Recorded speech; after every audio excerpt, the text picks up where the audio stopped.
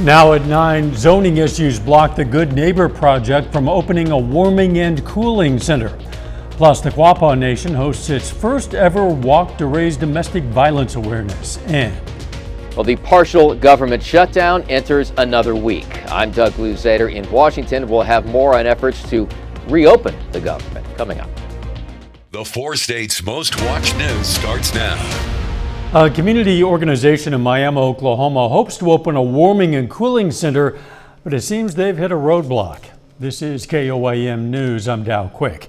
The Good Neighbor project was seeking a new piece of property to help with the homeless community. Reporter Ty Parks has more from Miami. Neighbor Project is an organization that seeks to give back in the Miami area. They started helping people shortly before the pandemic, and after the virus faded back, they focus on the street citizens of Miami. And there's a lot of stigma that comes with somebody that's, on the streets. They call them drug addicts, alcoholics, all this other stuff. And though some true in some cases, a lot of people, they just fell and there was nobody there to pick them up. Aldridge says that they know if they had a building they could use as a home base. We can get them their benefits, we can get them, off the treatment, we can do all those things if we just had a permanent facility. So this facility hunt's been going on for, like I said, about 5 years. We've been close a couple times, and we really rely on God to direct us. Vacant church on the corner of West Central and East Street Southwest is perfect. But the church has been there for a lot of years. So the only different thing that we're doing from a normal church, we're going to be open more than just Sunday. We're still going to have services in the church. We've got a couple pastors on our staff that's willing to come in and do service with them. And then our kitchen will be open, like I said, 3 times a day. Until the city zoning board told them the church is not zoned correctly, GMP can take the matter to the zoning board for a change. Good Neighbor will look at their options to continue their mission. I don't want to see people, not in our country. We shouldn't have people going hungry in our country. And it's frustrating that it's happening. In Miami, Oklahoma, Ty Parks, KOAM News. The city of Miami says they opened the Civic Center and the downtown attraction building during weather events. The Quapaw Nation hosted its first ever domestic violence awareness walk today. More than 75 people participated in the Love Doesn't Hurt event at the Quapaw Nation Fitness Center. Organizers from Quapaw Nation Family Services say they hope to make this an annual event to raise awareness and show unity against domestic violence. The first 100 participants received free t-shirts as they walk to support survivors and spread the message that love should never hurt. It feels good to know that that our advertisement has reached a crowd of folks that are outside of our norm, and 75 people is quite a few people, I think, to be able to participate in our walk. The hope is to grow the walk and make it an annual event. Let's check in with Chief Meteorologist Doug Heddy now for a first look at the weather. Well, it definitely turned out to be a windy day for us today. This is due to a cold front that is rolling through.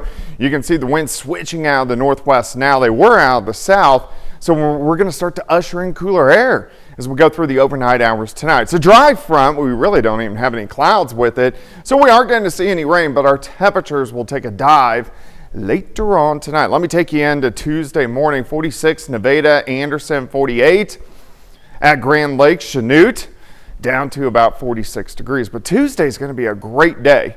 About 67, 68 degrees, plenty of sunshine, still going to be on the breezy side. Then tomorrow night we drop back lower 40s, then a smidge warmer as we go into Wednesday, and we have more rain, a lot of rain in the forecast. We'll talk about it here in a bit. Thanks, Doug. See you soon. The Jasper County prosecutor rules an officer-involved shooting that killed a Joplin man was justified. Gavin Newton died from injuries sustained in April when a deputy shot him during a domestic disturbance call. The prosecutor says Newton was intoxicated, refused commands to show his hands, and claimed he had a gun. When Newton charged at deputies with a knife, one deputy fired his weapon. Jasper County prosecuting attorney Teresa Kenny says, quote, "The man was almost on top of the deputy when he fired his weapon. Under the circumstances, the shooting was justified." The Missouri Highway Patrol completed its investigation in August. The officer on leave following that incident was cleared and has been back at work. Some dramatic video out of Clinton, Missouri today. This is footage of a suspect fleeing a gas station this morning and sending a Clinton police officer flying into his patrol car. Officers responded to the initial call of a woman asking for help. She told officers she had been assaulted and wasn't allowed to leave. When officers approached the suspect, he refused to leave the parking lot, they say. The video shows the moment when he reversed the car and strikes a Clinton officer, throwing him onto his patrol car. Police followed the suspect, who crashed his vehicle into a lake. He continued to run but was caught by the Clinton police. A driver is rushed to the hospital following a tractor trailer and passenger car collision in Newton County. Happened just east of Mo 59 and US 60 this morning. Neosho Fire, Newton County deputies, and county ambulance all responded. The man who was driving the car had to be extricated from the wreckage. He was rushed trauma to a Joplin hospital. The semi-driver was not hurt. Authorities in Neosho responded to a car crash this morning, this time into the front of a Brahms restaurant on Neosho Boulevard. The car struck a large refrigerator inside. The driver claims his foot slipped off the brake and he hit the gas. No injuries reported. The Brahms remains open for business. Diners are asked to use the south entrance. Today marks the beginning of School Bus Safety Week. Missouri State Highway Patrol wants to remind parents, drivers, and students there are several simple ways to keep our smallest passengers safe on their way to and from school. Troopers have plenty of advice for marking school bus safety, not just for the week, but all year round. Just head over to our website. Of course, that's KOAMnewsnow.com. You'll find more information. Voters in Barton County, Missouri will decide whether to approve a use tax. If they vote to pass it, the current tax rate would not go up. It would extend, though, the tax to online and out-of-county purchases. KOAM's Blake Gully explains how it works. When people buy items in Barton County, they pay a local sales tax. That money helps fund the county's ambulance district, covering expenses like equipment, vehicles, and training. But when someone orders the same item online or buys it in another county, that tax isn't collected locally. The Barton County EMS director explains, as more purchasing shifts online, our local sales tax revenue has declined. Approving this use tax will help protect essential funding for the ambulance district, while keeping tax rates fair and consistent no matter where goods are purchased. The proposed use tax would change that by applying the same tax rate to out-of-area purchases. The tax rate would match what residents already pay on local sales. If the rate ever changes in the future, the use tax would automatically change to match. County officials say this type of tax is common in other parts of Missouri and helps keep local services funded as more shopping moves online. The question will be on the November 4th ballot. A yes vote allows the ambulance district to collect the use tax, while a no vote keeps the current system in place. In Barton County, Blake Gully, KOAM News.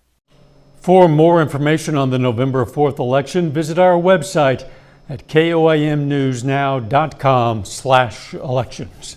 Coming up, President Trump signals he wants to ease trade tensions with China ahead of his weekend crucial summit with Xi Jinping. President Trump makes a pivot in the Pacific as the tariff war heats up again. I'm Mike Emanuel in Washington. I've got the details coming up. But up first, skeletons are everywhere this Halloween, but health experts say keeping your real bones strong is no trick. Strong bones are the foundation of a healthy body, and medical experts are sharing some tips on how you can develop lifelong skeletal health. Fox News' Ted Lindner has more. Skeletons are a popular sight during spooky season. You can find them everywhere, from front yards to Halloween costumes. But health experts say there's no trick in keeping your own bones strong. Bone health, it's something we all should be thinking about. According to data from the Bone Health and Osteoporosis Foundation, about 10 million people in the U.S. suffer from the disease, which weakens the bones and increases the risk of fractures. While osteoporosis is more common in older people, experts say it's important to start caring for your bones in early life. If we have healthy children with healthy bones, the chances of them becoming adults with healthy bones goes up a lot. Larry Suva, a professor in the Department of Veterinary Physiology and Pharmacology at Texas A&M University, says parents need to set a good example by promoting healthy lifestyle choices, which are crucial for bone development. I'm talking about more active exercise where you're standing, you're walking, going to the playground. It's also making sure that there is sufficient calcium. When it comes to growing pains in children, Suva says parents need to pay attention to how frequent and intense they are, because it might signal orthopedic issues. They really happen and they're really hurtful and can be quite painful for young people. If you have concerns about your bone health, Suva recommends scheduling a visit with your doctor. In New York, Ted Lindner, Fox News. New research suggests people with advanced lung or skin cancer who got the COVID-19 vaccine live significantly longer than people who did not. A University of Florida study found cancer patients who got the COVID vaccine within 100 days of starting immunotherapy drugs saw their survival rates nearly double. It's believed the COVID mRNA vaccine may wake up the immune system against cancer as well. People who are considered skinny fat, they might have a bigger risk of heart disease. A McMaster University study found even some people who appear lean may have hidden fat deep in the abdomen and liver that damages arteries. This type of fat also increases the risk of diabetes and high blood pressure. The study shows that body mass index and waistline size tell only part of the story. The new approach to helping prevent peanut allergies in kids appears to be working. Children's Hospital of Philadelphia says food allergy rates among kids are declining since new guidelines went into place. The new guidelines advise parents to introduce peanuts to infants early, which is shown to lower their risk of developing peanut allergies by more than 80%. Doug is next with a complete look at the forecast. And later, an Amazon Web Services outage knocks out apps and websites around the world.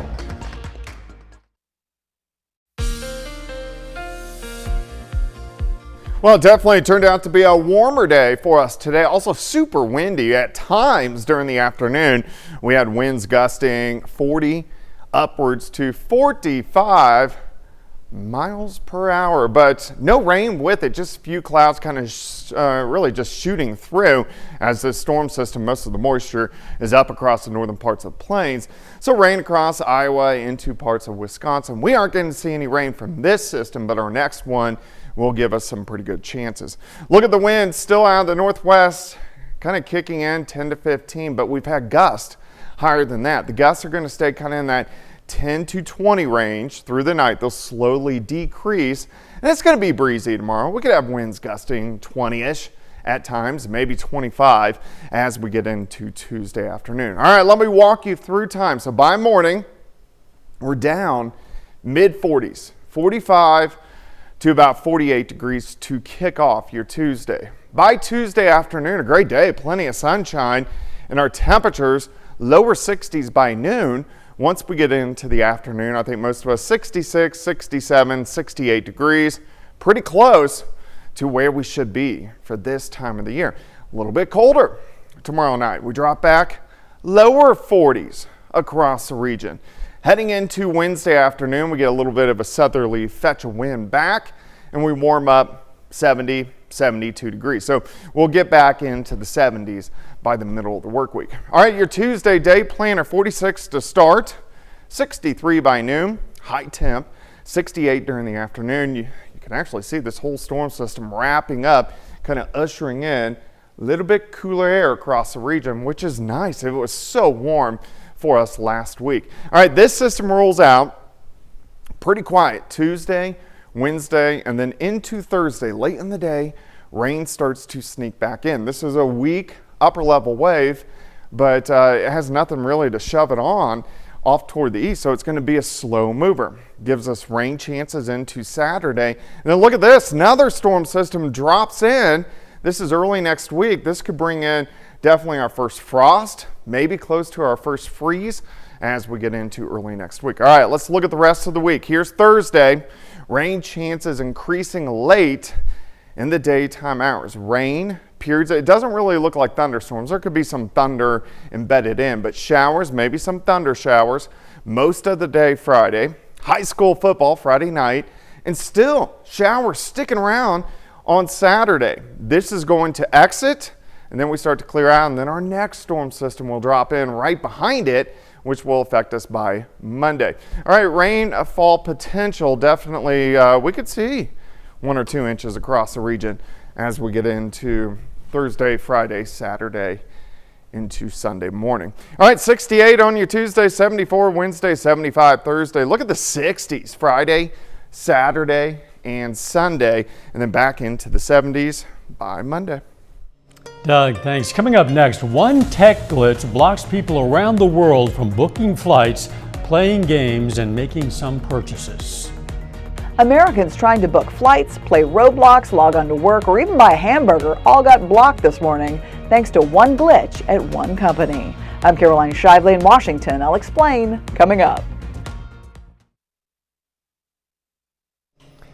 Amazon's cloud computing service is recovering from a major outage that disrupted online activity around the world today, including remote working services, Snapchat, Roblox, Robinhood, and Coinbase. Fox's Carolyn Shively reports from Washington.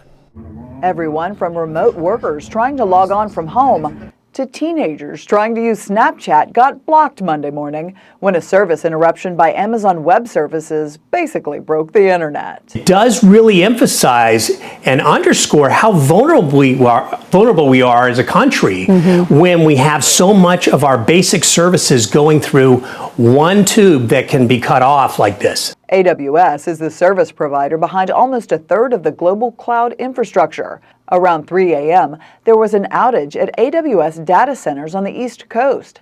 That caused apps and websites, including Ring Doorbell and sites like McDonald's, to be knocked offline.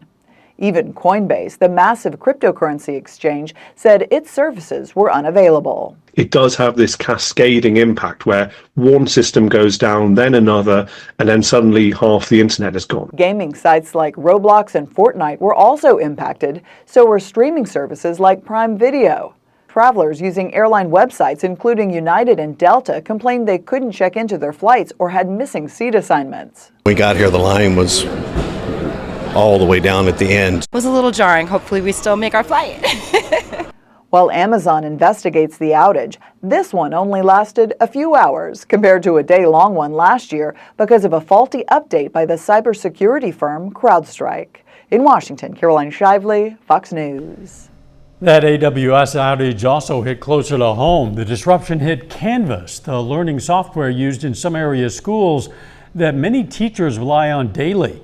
Instructure, which operates Canvas, confirms the disruption stems from the widespread AWS outage. The Ozark School District reports minimal impacts as teachers adapted to the outage. Republic schools also saw teachers adjusting quickly to alternative methods. The disruption highlights how teachers, not technology, drive student success. The Department of Agriculture says more than 90,000 pounds of MCI Foods prepackaged frozen breakfast burritos have been recalled because they contain eggs that are possibly tainted with listeria. A post by the department says some of the products might have been shipped to schools as part of the National School Lunch and Breakfast Program. The FDA says no illnesses have been reported, at least not so far. Institutions have been advised not to serve the wraps and to throw them away. Two major French companies, cosmetics giant L'Oreal and luxury group Kering, announced they're entering a strategic partnership focused on beauty and wellness. Under the terms, Kering is selling its beauty division to L'Oreal in a deal worth more than $4 billion. This gives the cosmetics company control of House of Creed fragrances and licenses for beauty and fragrance products from Kering's high-end brands, including Gucci, Bottega, Veneta, and Balenciaga. The sale is believed to help alleviate some of Kering's high debt. More than 2,000 cakes sprawled out across a table in Cityside Park, San Francisco. Take a look. It was the scene participants took in when they showed up at the viral cake picnic. The quirky event began in San Francisco, spread across the country with various pop-ups. In order to get in, people had to pay a $30 ticket and bring an 8-inch cake. Organizers say this was the largest event yet. Tickets were sold out in seconds. One participant says it was a chaotic experience, but well worth it. We waited in line, put our cakes down, waited in the picnic area, and then started getting called up. And it was just chaos of cake flying everywhere. I got icing all over my arms, trying to get different slices of cake, but everybody was having a really good time and being really friendly about it. Yeah, it looks delicious. One of the founders of the Cake Picnic says the event helps build connection and community, not to mention appetites.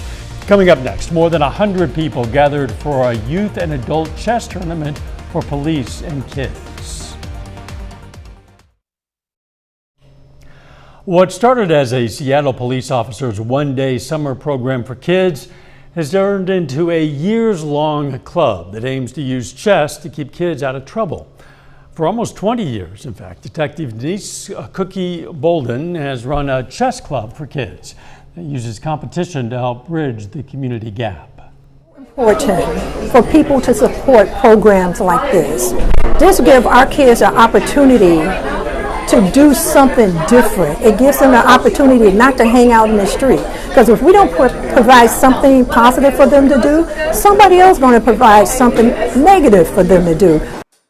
Recently, more than 100 people of all ages came together for the Project Impact Youth and Adult Chess Tournament. 30 more minutes of news, weather, and sports coming your way. President Trump partners with Australia on rare earth minerals to pressure China before talks. And footage shows how thieves used a basket lift to steal priceless Napoleonic jewels. You're watching the 4 States Most Watched News. President Trump is caught up in a he said, she said situation as the tariff war heats up again. But this time, there's a potential off-ramp. Fox News Chief Washington correspondent Mike Emanuel has more from Washington. I want them to thrive, but we have to thrive together. It's a two-way street. President Trump has been sending signals that he wants to lower tensions with China after the trade war heated back up with Beijing's decision to tighten restrictions on rare earth minerals. The president immediately issued new tariff threats, then appeared to back down over the weekend. He now says he's expecting to come to an agreement when he meets with his Chinese counterpart Xi Jinping later this week. But if that doesn't happen, the tariffs will increase. China's paying 55% and a potential 155% come November 1st unless we make a deal. The Chinese government pushing back on the president's claims, saying it's only protecting China's national interests. The U.S. has grossly distorted and exaggerated China's measures and deliberately provoked unnecessary panic. The administration is now working to pivot away from its reliance on China's rare earth minerals. On Monday, the president hosted Australia's prime minister at the White House. The two signed a new deal aimed at increasing Australian rare earth exports to the U.S., which could weaken China's position ahead of the summit with President Trump. Australia is really going to be helpful in the effort to take the global economy and make it less risky, less exposed to the kind of rare earth extortion that we're seeing from the Chinese. President Trump is expected to meet Chinese President Xi in South Korea sometime this weekend. In Washington, Mike Emanuel, Fox News. New video surfaces showing the Louvre thieves during their brazen heist yesterday morning. French broadcaster BFM TV obtains amateur footage that appears to show a person in a yellow jacket standing by glass cases in the Apollo Gallery. The thieves use a basket lift to reach the museum's facade, smash windows and display cases, then escape with priceless Napoleonic jewels. The theft happened just 250 yards from the Mona Lisa. It took only minutes. The Louvre remained closed today. Most federal workers remained at home today with little progress to resolve the partial government shutdown. Republicans are dangling a concession, but as Doug Luzader reports from Washington, Democrats aren't biting. Well, this is an overture from Republicans, but Democrats say it doesn't go far enough and there is no end in sight for this shutdown.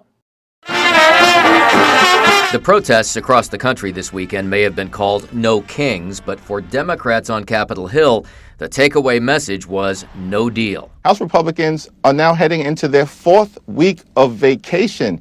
They continue to cancel votes. They have no interest in doing the business of the American people, and that's unfortunate. I think it's a joke. President Trump unimpressed with the protests and still holding firm against Democratic demands to renew Obamacare health subsidies and other spending priorities. They want to spend $1.5 trillion with a T, trillion dollars, giving it to people that came into the country illegally. What Republicans are offering now is a vote on those health subsidies if Democrats agree to a stopgap plan to reopen the government first. Offering a vote in the Senate without a commitment that it would pass, without a commitment that the House would even take it up is an empty offer. And likewise, don't expect Republicans to budge until the government reopens. I refuse to allow us to come back and engage in anything until the government's reopened when the Democrats do the right thing for the people. They're playing politics, and we have to use every ounce of leverage we have to make sure they do the right thing.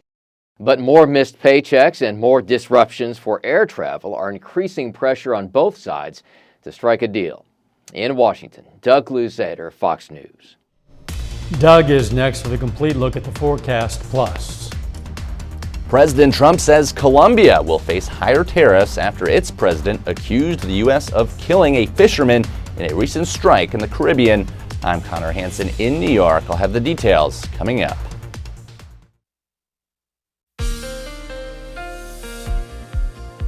Well, it definitely turned out to be a warmer day for us today. Also super windy at times during the afternoon. We had winds gusting 40 upwards to 45 miles per hour, but no rain with it, just a few clouds kind of really just shooting through as this storm system, most of the moisture is up across the northern parts of the plains. So rain across Iowa into parts of Wisconsin. We aren't going to see any rain from this system, but our next one will give us some pretty good chances. Look at the wind, still out of the northwest, kind of kicking in 10 to 15, but we've had gusts higher than that. The gusts are going to stay kind of in that 10 to 20 range through the night. They'll slowly decrease, and it's going to be breezy tomorrow. We could have winds gusting 20-ish at times, maybe 25 as we get into Tuesday afternoon. All right, let me walk you through time. So by morning, we're down mid-40s, 45 to about 48 degrees to kick off your Tuesday. By Tuesday afternoon, a great day, plenty of sunshine, and our temperatures lower 60s by noon. Once we get into the afternoon, I think most of us 66, 67, 68 degrees, pretty close to where we should be for this time of the year. A little bit colder tomorrow night. We drop back lower 40s across the region.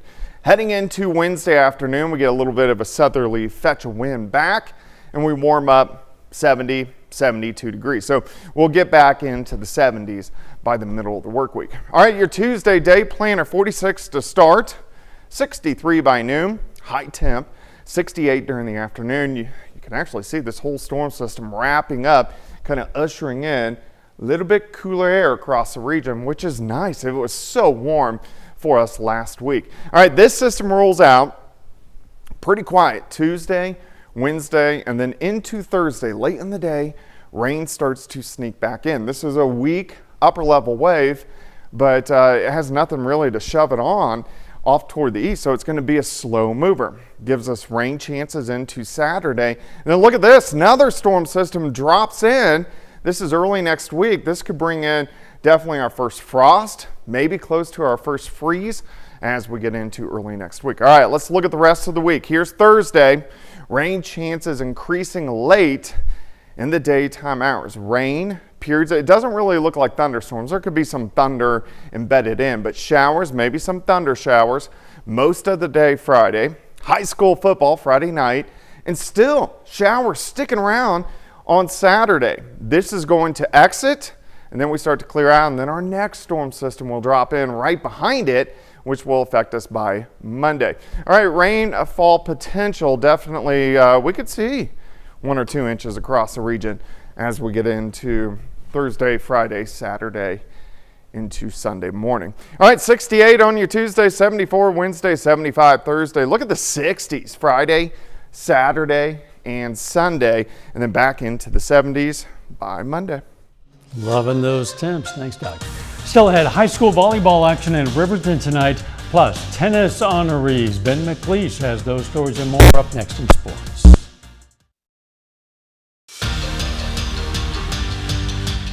Two of our local Kansas high school volleyball teams fight to advance to sub-states tonight in the Class 3A Region 2 Regional Volleyball Quad. And they face each other in the first round. The 1-seed Riverton Rams host the 16-seed Columbus Titans. And the Rams come out of the gates hot. Ava Price sets it up for Gracie Rance, who gets the kill on the spike, and Riverton takes an early lead. Looking to keep momentum, Avery Barnett places one in no man's land for the Riverton point. The Rams would take set 1. But the Titans looking to respond in set 2. The Daily Grateful's attack is deflected, and ultimately she gets the kill as the Rams can't return it. Riverton would take a big lead in the second set though, and Savannah Matthews secures the ace for the final point of the match. Riverton sweeps Columbus. The Titans' season would end tonight after finishing 0-3. In round 2, the Rams take on 9-seed Anderson County. Riverton looking to come out strong again.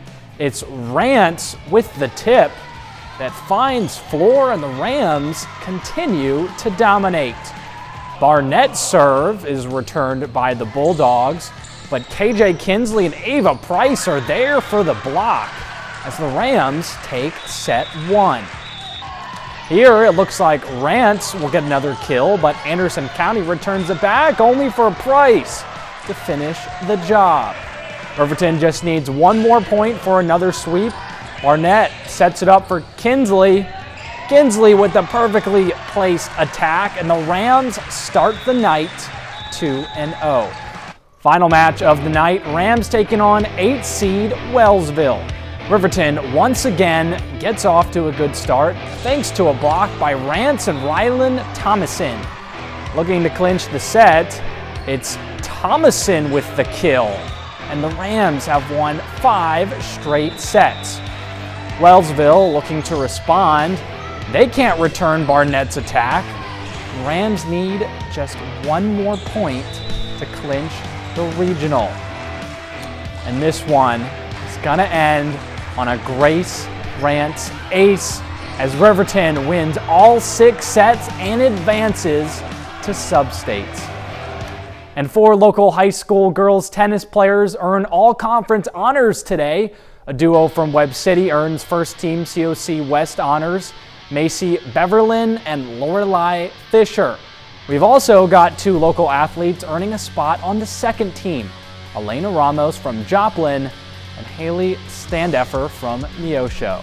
Well, that's it for sports. We're back with more after the break. The feud between President Trump and Colombian President Gustavo Petro is continuing, with President Trump announcing he'll raise tariffs on that South American nation. Fox News correspondent Connor Hansen has more now from New York. The U.S. military has continued its strikes on boats in the Caribbean it says are being used by narco-terrorists to bring dangerous drugs to the U.S. More than 30 alleged traffickers have died. Colombia's President Gustavo Petro is accusing the U.S. of murder, claiming one of the men killed was an innocent fisherman. They don't have a fight against drugs. They make drugs. They refine drugs. They make cocaine. They have cocaine factories. President Trump denounced Petro, saying he would be cutting off all aid to Colombia and plans to raise tariffs on the country too. He says Colombia isn't doing anything to stop illegal drug production. Now they have the worst president they've ever had. He's a lunatic who's got a lot of problems, mental problems. The war of words with Colombia comes at an already tense moment between the U.S. and neighboring Venezuela, where some believe the strikes are aimed at regime change. There are around 10,000 U.S. troops now in the Caribbean, along with ships and warplanes. Not everyone has died in these strikes. The White House says 2 survivors of a recent boat strike will be repatriated to their home countries of Ecuador and Colombia.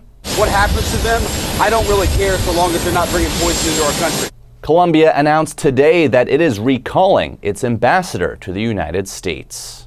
In New York, Connor Hansen, Fox News. Up next, actor Ben Stiller honors his parents' careers in show business. Ben Stiller honors his legendary parents in Stiller, Mira, Nothing is Lost. The documentary starts streaming on Apple TV Plus Friday, and the actor shares how the film became more than just a tribute. Here's Fox's Ashley Dvorkin with the story. I was thinking of what the opening of the movie could be. Ben Stiller opens up about family, creativity, and legacy in his documentary, Stiller and Mira, Nothing is Lost. The film explores the lives and careers of his parents, comedy legends Jerry Stiller and Ann Mira, through decades of home recordings and personal memories. I started making it in 2020, right after my dad passed away, and I knew we were going to be selling the apartment that I grew up in, and I wanted to start just filming it, just for the memories of that, and also wanting to do something about my parents, but not really knowing what it was going to be. What started as a personal project evolved into a full story about his parents' influence. That was a process that evolved over 3 or 4 years till we got to the point where we understood, oh, this is really a movie about family and about the intergenerational sort of effects that your parents have on you as kids, and then you have on your kids. I see Dad working so hard and Mom just letting it flow. Stiller says the project made him reflect on his kids. They both are creative and are actors, so honestly a little bit surprised that both of them have made that choice, but you kind of got to let your kids do their thing, and I'm glad that whatever they experienced growing up with us was something that, inspired them. He admits adding his perspective was key to making it feel honest. I had to, put my personal point of view in there and actually explore my own issues if it was going to be a real honest portrayal of our family, and hopefully people would be able to connect with it. In Hollywood, Ashley Dvorkin, Fox News. And that's our time for tonight. Thanks for joining us. We're going to leave you with video of Oregon's annual Giant Floating Pumpkin Regatta, where costume participants race around a small lake in 1,000-pound carved-out pumpkins. Let's make it a great tomorrow.